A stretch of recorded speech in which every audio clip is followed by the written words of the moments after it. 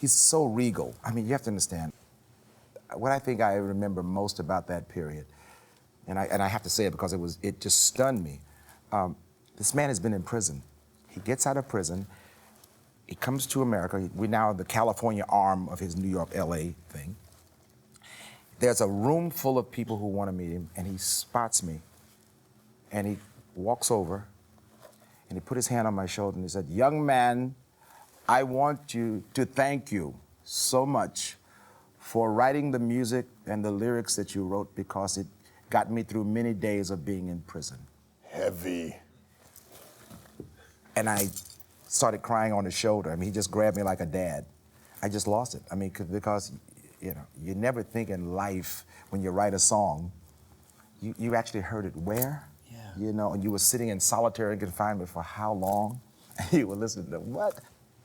To be on a black band to play Mandela in this era has got to be something. The sacrifice, I really connected to the sacrifice. I've been telling people, you know, that when I went to South Africa, what I did immediately is I wrote to the Robben Island and asked if I could stay there. And I persisted, and eventually they said that I could stay in a cell for one night on the wing that Mandela, I couldn't stay in his cell, but I could stay in one of the nights. And it was in that cell all night.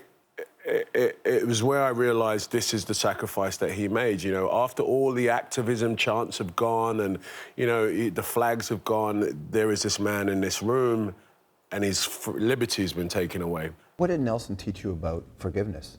Well, he talked about, because I'm fascinated how he was able to go out of prison, and the first thing to go and have lunch with the widow of the man that put him behind bars for all these years. And as I asked him, I said, how could you do that? And he was just talking about that, how important it is not to think about revenge at that time, but to not think about your own pain that you experienced, but to think about the good of the whole country.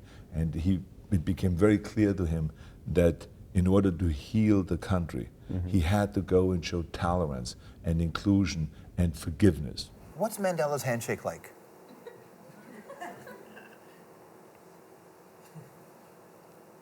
Yeah. Right? Serious business.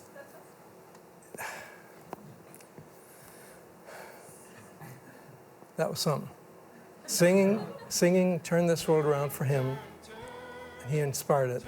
That was at Ryerson, 2001, November, 2 months after 9/11. It was just, what a moment that was for me. And the children sing, help our light to shine.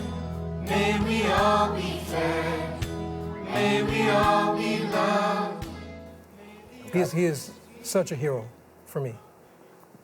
You're in captivity 26 years, you come out stronger, and your captors feel like they're the ones held hostage. Now,